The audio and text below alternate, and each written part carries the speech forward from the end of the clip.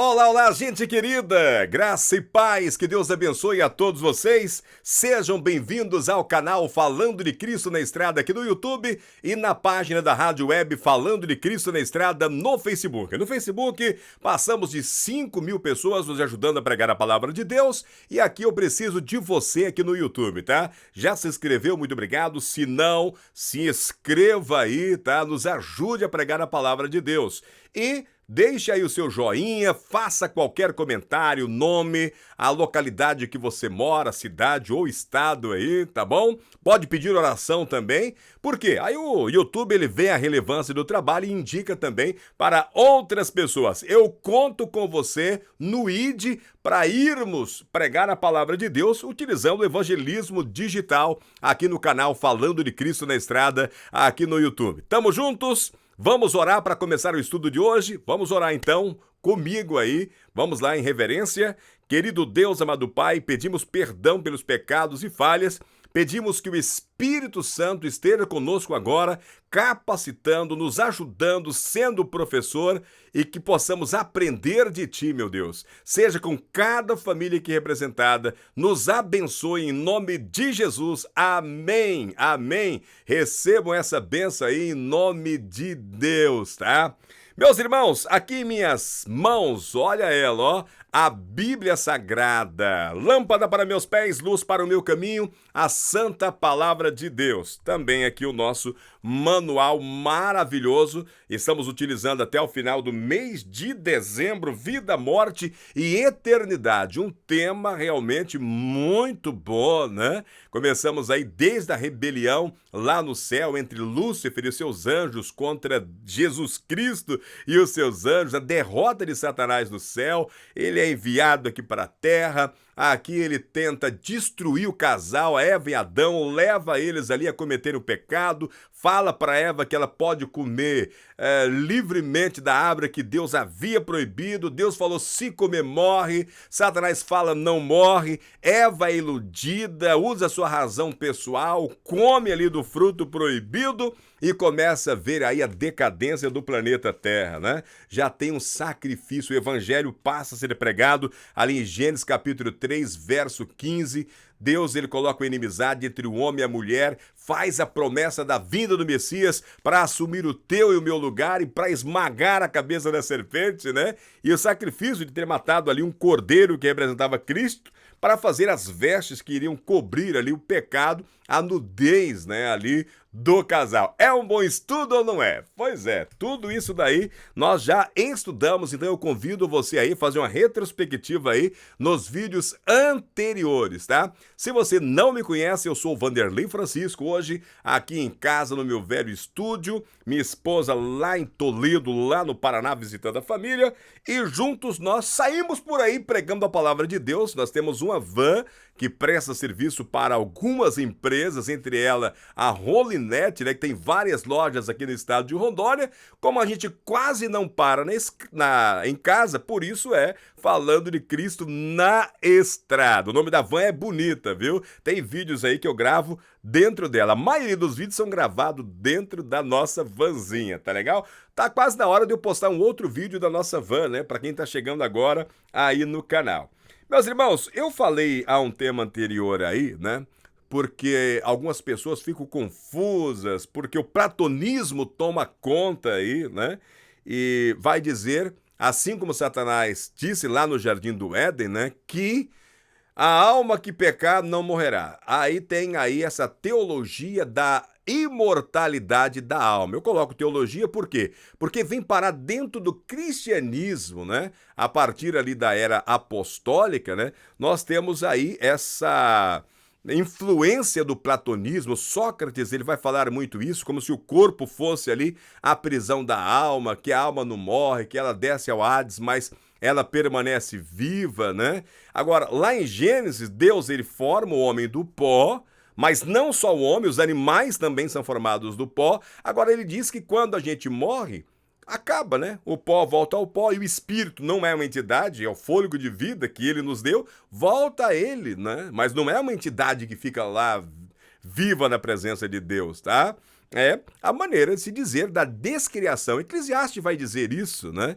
Que nós vamos envelhecendo, nós vamos murchando, ao ponto de o pó voltar ao pó e ao espírito voltar a Deus a quem pertence. Houve assim na criação e agora ele fala da descriação, né? Mas a partir da era apostólica ali, e já dos copistas, vai receber uma influência platônica e vem para o cristianismo e é levado para o púlpito da igreja, tá bom? Eu não estou aqui dizendo que nós somos o dono da verdade, mas precisamos dar uma olhada no que a Bíblia fala. Então, como as pessoas nos questionaram a respeito disso, para clarear um pouco mais sobre essa história de alma ser mortal, maioria acha que a alma é imortal, né? Que é uma dicotomia, quando a gente morre, o pó volta ao pó e a alma fica vagando por aí, fica viva. Alguns falam que a alma vai para o céu, direto para Deus, outros falam que a alma vai para o inferno, outros falam que a alma fica no estágio intermediário. Tá uma tricotomia, corpo, alma e espírito. Por quê? Porque os escritores bíblicos falam até de corpo, alma e espírito, né? Mas dizendo assim da intensidade da vida, né? Uma forma linguística, poética de colocar a coisa. Mas nós vamos entender isso hoje, tá? Vamos entender hoje isso daí. Por isso, pega a sua Bíblia em espírito de oração, né? O verso já para a gente memorizar. O tema hoje é Entendendo, então, a natureza humana. Entendendo a natureza humana. Aqui na Bíblia, verso para memorizar, está em Gênesis capítulo 2, verso 7. Diz assim: Então o Senhor Deus formou o homem do pó da terra e lhe soprou nas narinas o fôlego de vida. O homem se tornou um ser vivente. Gênesis capítulo 2, verso 7. Então, nós não temos uma alma vivente, nós somos uma alma vivente. Então, a versão diz, o homem torna-se uma alma vivente. Você é uma alma vivente, eu sou uma alma vivente. Então, se você tem medo de alma vivente, não olhe no espelho, não olhe para o seu lado, porque se tiver alguém aí, essa pessoa é uma alma vivente, ok? Onde está escrito? Na Bíblia, Gênesis capítulo 2, verso 7, tá? Gênesis capítulo 2, verso 7 já é de cara o verso para a gente memorizar. Meus irmãos, atenção entre a palavra de Deus. Você certamente morrerá, que nós já estudamos aqui, lá em Gênesis, capítulo 2, verso 16 e 17, e a falsa promessa de Satanás que fala, abre aspas para ele, né? É certo que vocês não morrerão, lá em Gênesis 3, 4, não estava restrito ali ao Jardim do Éden. Ela tem ecoado ao longo da história, tá? Então nós não podemos nos culpar quem aprendeu dessa forma, porque é muito antigo. Começa lá no Jardim do Éden esse engano, né? E isso é replicado hoje através da TV, com seus filmes, novelas, com as suas séries, literaturas, arte, música, né? E algumas religiões pregam isso muito forte, né? Agora, muitas pessoas tentam harmonizar as palavras de Satanás com as palavras de Deus. Para elas, a advertência, você certamente morrerá, se refere apenas ao corpo físico perecível, enquanto a promessa, é certo que vocês não morrerão, é uma alusão a uma alma ou a um espírito imortal. Mas essa abordagem não funciona. Repito, essa abordagem não funciona. Por exemplo, palavras contraditórias de Deus e de Satanás podem ser harmonizadas? Claro que não, não pode ter harmonia. Existe uma alma ou espírito imaterial que sobreviva conscientemente à morte física? Claro que não. Existem muitas tentativas filosóficas e até científicas para responder a essas perguntas. Mas, como cristãos que se fundamentam na Bíblia, cristão tem que se fundamentar na Bíblia, devemos reconhecer que somente o Deus Todo-Poderoso, aquele que nos criou, também nos conhece perfeitamente. Leia lá o Salmo 139, né? Assim, somente em sua palavra para nós, as Escrituras, podemos encontrar respostas para essas perguntas cruciais. Então, nesse vídeo, nós vamos considerar como o Antigo Testamento define a natureza humana e a condição dos seres humanos na morte. E por que eu estou pegando aqui o Antigo Testamento? Porque os escritores do Antigo Testamento não sofreram a influência platônica, por exemplo, de Sócrates, né? Das religiões egípcias, gregas, nessas filosofias, tá? Então, como a Bíblia ela é um todo de Gênesis a Apocalipse, toda a palavra de Deus foi inspirada pelo Espírito Santo, primeiro nós vamos ver aí a visão no Antigo Testamento, mas claro, buscando também informações do Novo Testamento, e mais para frente aí nós vamos ver também essa mesma matéria no Novo Testamento. Então não se preocupe, nós vamos fazer 2 vídeos falando aqui do Antigo Testamento a respeito desse assunto e depois 2 vídeos falando desse assunto também no Novo Testamento, né? Um ser vivente, vamos nos pegar nessa palavra que nós somos formados do pó e recebemos o fôlego de vida e nos tornamos uma alma vivente, um ser vivente, né? Eu vou pegar a minha Bíblia para ler, porque esse tema é um tema realmente sensível, né? Porque muitos conviveram com aprendizado talvez diferente do que eu vou passar aqui por anos e anos, né? Talvez se assuste, tá? Mas pega a sua Bíblia aí com muito carinho e espírito de oração. Gênesis capítulo 1, vamos ali no verso 24 em diante. E disse Deus: produza a terra seres viventes, segundo as suas espécies. Olha, produza a terra seres viventes, segundo as suas espécies, animais domésticos, répteis e animais selvagens, segundo a sua espécie, e assim foi. Olha o verso 25. Deus, pois, fez os animais selvagens segundo as suas espécies, e os animais domésticos segundo as suas espécies, e todos os répteis da terra segundo as suas espécies, e viu Deus que isso era bom. E disse Deus: façamos o homem à nossa imagem, conforme a nossa semelhança. Domine ele sobre os peixes do mar, sobre as aves do céu, sobre os animais domésticos e sobre a terra, e sobre todo réptil que se arrasta sobre a terra. Verso 27, irmãos. Criou, pois, Deus o homem à sua imagem. A imagem de Deus os criou, homem e mulher. Tá? Terminei aqui, verso 27. Agora, vamos lá para Gênesis capítulo 2, tá? Gênesis capítulo 2 e o verso 7 e também o verso 9, tá? Verso 7. E formou o Senhor Deus o homem do pó da terra e soprou-lhes nas narinas o fôlego da vida. E o homem tornou-se alma vivente. De novo, o homem tornou-se alma vivente. E o verso 9 diz assim: e o Senhor Deus fez brotar da terra toda a qualidade de árvores agradáveis à vista e boa para a comida, bem como a árvore da vida do meio do jardim e a árvore do conhecimento do bem e do mal. Lá no verso 19 diz assim, tá? Da terra formou, pois, o Senhor Deus todos os animais do campo e todas as aves do céu, e os trouxe ao homem para ver como lhe chamaria, e tudo que o homem chamou a todo ser vivente, isso foi o seu nome. Talvez você não sabia, né, que todos os animais também foram criados da terra, né? A gente estuda muito sobre o homem e não vê, às vezes passa despercebido. Então, todos os animais foram formados do pó da terra. Agora, que semelhanças e diferenças existem entre a maneira pela qual Deus criou os animais e a humanidade? O que Gênesis 2:7 nos diz sobre a natureza humana? Irmãos, no 6º dia, Deus deu vida aos animais terrestres e aos primeiros seres humanos, um casal. Nós lemos em Gênesis 1, 24 a 27. Então, ele formou da terra todos os animais do campo e todas as aves do céu, Gênesis 2:19, e formou o homem do pó da terra, diz aí Gênesis 2:7, ok?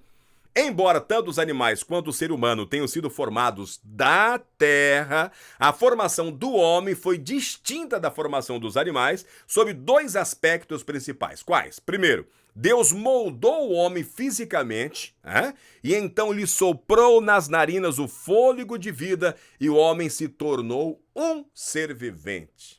A mesma palavra usada para ser vivente é uma alma vivente. A maioria das Bíblias coloca que o homem tornou-se uma alma vivente. A mesma palavra grega, né, ou hebraica, na tradução da Septuaginta, significa vida, né? Um ser vivente, Gênesis 2:7.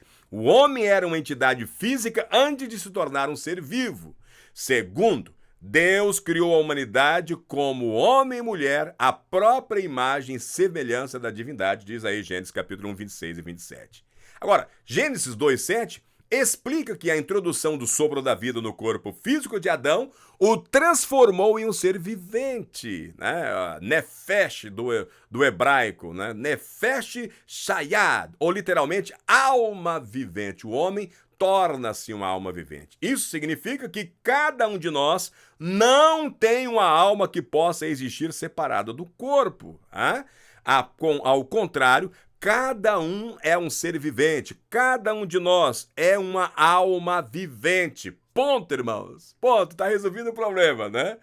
A afirmação de que essa alma, entre aspas aí, né, seja uma entidade consciente que possa existir separada do corpo humano, é uma ideia pagã, não é uma ideia bíblica. Agora, é claro, a própria cultura pagã, ela entra, né, dentro da cultura cristã, né? Nós sabemos disso, então por isso nós temos que voltar para a Bíblia, tá? Compreender a verdadeira natureza da humanidade nos previne de aceitar a noção popular de uma alma imaterial e todos os erros perigosos construídos sobre essa crença. Não há existência consciente de nenhuma parte do ser humano separada da pessoa como um todo. Deus nos criou de uma forma assombrosa e maravilhosa e não devemos especular além do que a Bíblia, as Escrituras, de fato, dizem sobre o assunto. Lembra lá, né? Eva usou a sua razão pessoal, né? Não apenas a própria natureza da vida é um mistério, né? Os cientistas ainda não chegaram a um acordo quanto ao significado de algo estar vivo, né? Ainda mais misteriosa é a natureza da consciência, né? Já parou para pensar?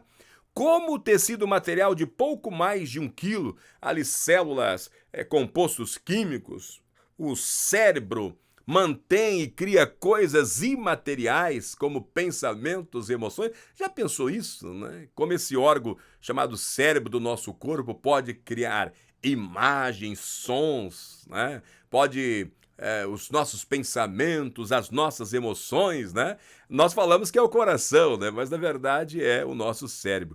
Aqueles que estudam essa ideia admitem que na realidade não sabemos nada ou quase nada, né, a respeito desse tema, né? Então a pergunta que é ali, né, que semelhança e diferença existe entre a maneira pela qual Deus criou os animais e a humanidade, e o que Gênesis 2:7 nos diz sobre a natureza humana, né? É que Deus moldou o homem fisicamente e depois soprou nas suas narinas o fôlego de vida. Deus criou o homem e mulher à sua imagem e semelhança. O que ele não fez com os animais, tá? Como eu falei que a gente ia fazer uma viagem no Antigo Testamento, a alma que pecar morrerá. Então, quem diz isso é a Bíblia. Agora, além disso, quem diz isso é Deus, né? Ali falando para o casal a respeito daquela árvore do conhecimento do bem e do mal, a alma que pecar, essa morrerá, tá? A vida humana nesse mundo pecaminoso é frágil e transitória. Isaías capítulo 40, leia aí, do verso 1 até o verso 8, né? Nada infectado pelo pecado pode ser eterno por natureza. Essa é uma outra verdade, incluindo aí os animais, incluindo também as plantas, tudo, né? Abrem aspas. Portanto, assim como por um só homem entrou o pecado no mundo e pelo pecado veio a morte, assim também a morte passou a toda a humanidade, porque todos pecaram. Romanos capítulo 5, verso 12. Irmãos, a morte é a consequência natural do pecado que afeta toda a vida neste mundo, tá? Não o melhor ou o pior, todos, né? Então, sobre esse assunto, há 2 conceitos bíblicos importantes. Primeiro, é que os seres humanos e os animais morrem. Não precisa nem discutir, né? Abrem aspas. O mesmo que acontece com os filhos dos homens acontece com os animais. Como morre um, assim morre o outro. Todos têm o mesmo fôlego de vida. E o ser humano não tem nenhuma vantagem sobre os animais. Todos vão para o mesmo lugar. Todos procedem do pó e para o pó voltarão. Já ouviu isso daí? Quem é que escreve isso aí? Eclesiástico, capítulo 3, verso 19 e 20. Ah? Eclesiástico, capítulo 3, verso 19 e verso 20. O segundo conceito é que a morte física de uma pessoa implica a cessação de sua existência como alma vivente. Repito, do Hebreus, Nefesh Shayah, em Gênesis 2,16, Deus havia alertado Adão e Eva de que se pecassem comendo do fruto da árvore do conhecimento do bem e do mal, eles morreriam. Essa alma vivente morreria, esse ser vivente morreria, esse ser vivo morreria, ok? Ecoando essa advertência, o Senhor reforçou: a alma que pecar, essa morrerá. Aonde? Ezequiel, capítulo 18, verso 4 e também no verso 20. Tá? A alma que pecar, essa morrerá. Ou seja, o ser humano, tá? A pessoa, o ser vivo que pecar, esse morrerá. Então todos nós pecamos, né? Por isso todos nós morremos. É a consequência natural do pecado. Essa afirmação tem duas implicações principais. Primeira, é que uma vez que todos os seres humanos são pecadores, estamos sob inevitável processo de envelhecimento e morte. Quem é que diz isso? Paulo. Romanos capítulo 3, do verso 9 ao verso 18 e depois complementa ali no verso 23, tá? Romanos 3, 19 a 18 e complementa com o verso 23. Outra é que esse conceito bíblico invalida a noção de uma suposta imortalidade natural da alma. Se a alma fosse imortal, existisse em outro reino após a morte, não morreríamos realmente, afinal, não é? Então, a Bíblia está afirmando que a gente morre, né? Que define aqui, né? Que a gente é alma. Então a pergunta é, se a alma fosse imortal e essa alma existisse em outro reino, em outro plano após a morte, não morreríamos realmente afinal. Não é isso? Pois é. A solução bíblica para o dilema da morte não é uma alma sem corpo que migra para o paraíso ou para o purgatório ou mesmo para o inferno, como eu já falei aqui. A solução para a morte, a solução é a ressurreição final dos que morreram em Cristo Jesus. Em seu sermão sobre o pão da vida, Jesus faz essa declaração, abre aspas, a vontade do Pai é que todo aquele que vir o Filho e nele crer, tenha a vida eterna, e eu o ressuscitarei quando? No último dia. João capítulo 6, 40. João capítulo 6, verso 40, palavras de Jesus. A vontade do Pai é que todo aquele que vir o Filho e nele crer, crer tenha a vida eterna. Essa é a vontade. E eu, ele falando, e eu o ressuscitarei quando? No último dia. Último dia. Amém? Pois é, irmãos, como é bom estudar a palavra de Deus, né? E o Espírito? O Espírito volta a Deus. Eu vou estender um pouco mais esse vídeo, eu quero finalizar, né, para alguns que aprenderam sobre dicotomia, né, que o corpo e a alma são separáveis. Quando o ser humano morre, a alma fica ou vagando, ou vai para o purgatório, ou essa alma vai para o inferno, ou vai para o céu. Ponto. Nós já estudamos a respeito disso aqui e percebemos através da Bíblia, e temos que aceitar, porque é a palavra de Deus. Não podemos fazer como Lúcifer, não podemos fazer como Eva. Temos que aceitar a palavra de Deus, que nós somos uma alma vivente. Não temos uma alma vivente. O pó volta ao pó. O espírito, o fôlego de vida, volta a Deus, a quem pertence. Acabou a alma vivente, tá? Acabou o ser vivo, ponto final. Somos uma alma vivente, não há uma dicotomia. Mas tem a tricotomia, né, que acredita ainda no espírito. O espírito volta a Deus, a Bíblia acaba de afirmar isso aqui. Nós vimos aqui em Gênesis capítulo 2, verso 7, Eclesiastes capítulo 12, verso 1 a 7. Eu falei disso aqui em outra ocasião, tá? E eu quero falar isso aqui com vocês porque é muito bonito o que o autor vai escrever aqui, Eclesiastes capítulo 12, ele está encerrando o seu livro ali, e ele vai falar aqui sobre um conselho final aos jovens, né? O autor está fazendo aqui as suas considerações e ele vai escrever aqui conselho, né, para os jovens. E ele diz assim: lembra-te também do teu Criador nos dias da tua mocidade, antes que venham os maus dias e cheguem os anos, em que dirás, não tenho prazer nele. Ele vai fazendo uma desconstrução agora. Ele diz, antes que se escureça o sol e a luz, e a lua e as estrelas se tornem a vir as nuvens depois da chuva. No dia em que tremerem os guardas da casa, e se curvarem os homens fortes, e cessarem os moedores, por já serem poucos, falando dos dentes, e se escurecerem os que olham pela janela, falando dos olhos, e as portas da rua se fecharem, quando for baixo o ruído da moedura, os ouvidos, e nos levantarmos a voz das aves, e todas as filhas da música ficarem abatidas, vai perdendo, né, a audição, como também quando temerem o que é alto, e houver espantos no caminho, e florescer a amendoeira, e o gafanhoto for um peso, e falhar o desejo, porque o homem se vai à sua casa eterna, e os pranteadores andarão rodeando pela praça. Ele vai falando da fraqueza, né? Até da fraqueza sexual ele coloca aqui no verso 6. Agora, olha o verso 7. Verso 6. Antes que rompa a cadeia de prata, ou se quebre o copo de ouro, ou se despadece o cântaro junto à fonte, ou se desfaça a roda junto à cisterna. Irmãos, ele fecha com o verso 7 nessa desconstrução do ser humano ao envelhecer, né? E o pó volte para a terra como era, e o espírito volte a Deus que o deu. E o verso 8, muito conhecido, vaidade de vaidade, diz o pregador, tudo é vaidade. Que contraste há entre essas duas passagens, como elas nos ajudam a compreender melhor a condição humana na morte. Gênesis 2:7 fala que ele sopra o fôlego, o espírito de vida, e a gente torna-se uma alma vivente.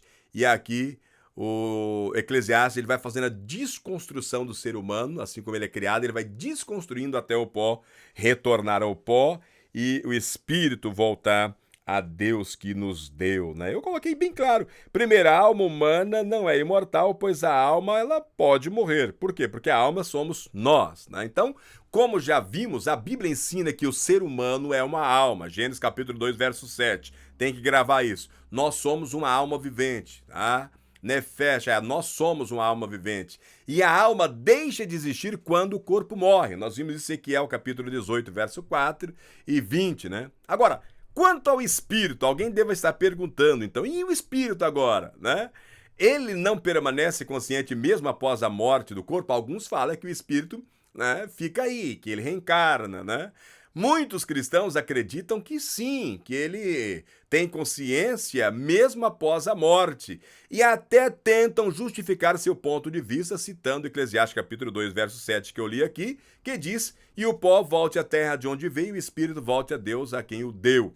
Mas essa declaração, irmãos, não sugere que o espírito dos mortos permaneçam consciente na presença de Deus. Não é uma entidade, é um simbolismo, tá? É fraseologia. Eclesiastes capítulo 12, do verso 1 ao verso 7, descreve em termos bastante dramáticos aqui o processo de envelhecimento, culminando ali com a morte. O verso 7 refere-se à morte como a reversão do processo de criação mencionado lá em Gênesis capítulo 2, verso 7. Repito aqui, o verso 7 aqui está se referindo à morte como a reversão do processo de criação de Gênesis 2, 7. Como já foi dito no sexto dia, ali na semana da criação, formou o Senhor Deus o homem do pó da terra. Ele soprou nas narinas o fôlego da vida e o homem passou a ser alma vivente. Eclesiastes 12,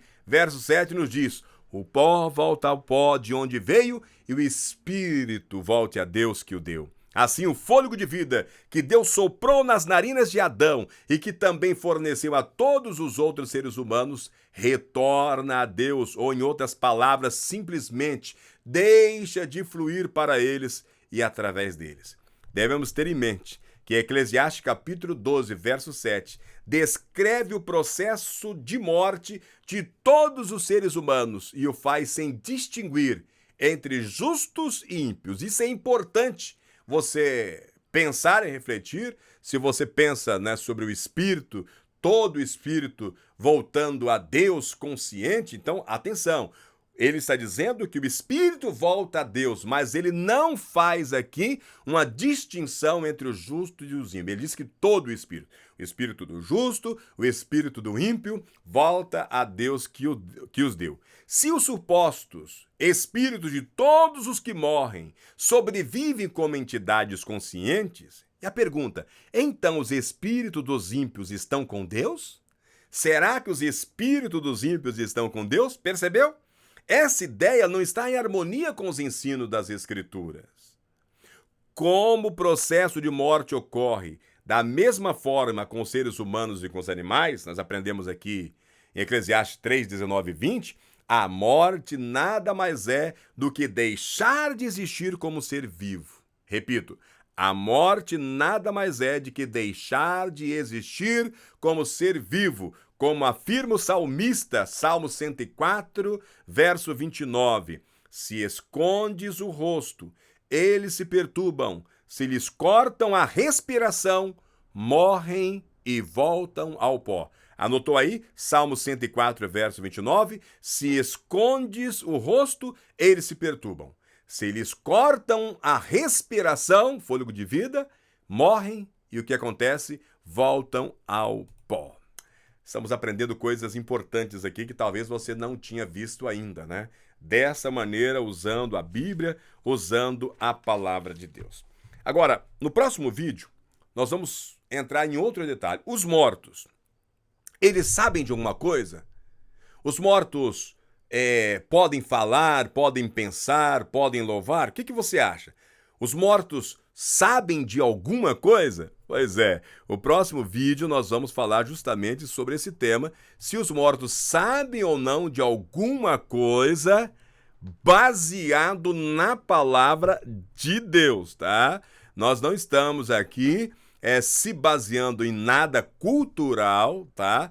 E também não estamos utilizando aqui nada platônico, nem Sócrates, né? Nem uma influência grega, nem romana, nem egípcia. A Bíblia unicamente para responder essas questões tão cruciais, envolvente, e eu sei que é um tema muito sensível, porque muitos, a maioria, aprenderam de forma equivocada e nós estamos aqui para refletir. Eu sei que apenas um vídeo não vai mudar, talvez, a sua concepção, mas eu espero que abra em você a curiosidade de buscar mais informação a respeito desse tema, tá bom? Que Deus possa te abençoar no seu estudo, que o Espírito Santo toque aí no seu coração, abra a sua mente para você refletir sobre esse tema e se encher de vontade de saber mais, muito mais a respeito do que nós estamos estudando aqui.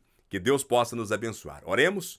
Querido Deus, muito obrigado por nos ensinar mais e mais a respeito da sua criação perfeita, nós como seres humanos, a tua imagem, e o Senhor nos dá o fôlego de vida e aprendemos que não temos, mas somos uma alma vivente e que o nosso destino é igual para todos. O pó retornará ao pó e o fôlego de vida retornará ao Senhor. Que o Senhor possa, no último dia, nos ressuscitar, como o Senhor tem prometido. Eu aguardo, Senhor, a tua volta. Se eu estiver dormindo, que o Senhor me acorde. Quero ser transformado e glorificado. E se vivo eu estiver, eu quero ser glorificado e encontrar, junto com os meus amigos e irmãos, o Senhor nos ares. Esse é o meu desejo para todos esses queridos que estão agora assistindo esse vídeo em espírito de oração. Se levantamos dúvida e alguém estar duvidoso, que o Senhor possa agora, com o seu Santo Espírito, estar aí na presença desse irmão, dessa irmã, no coração, na mente deles, meu Pai, ensinando, capacitando e levando eles a buscar mais respostas e dando a eles as respostas que o Senhor mesmo escreveu aqui na sua santa palavra. Seja com cada um de nós. Em nome de Jesus. Amém. Pense nisso, um forte abraço, que Deus te abençoe e te aguardo no próximo estudo. Repetindo aí, né? Vamos repetir aí. Os mortos sabem de alguma coisa? Pois é tema para o próximo vídeo. Deixe o seu like, faça seu comentário e se inscreva. Precisamos de você para pregar a palavra de Deus. Amém?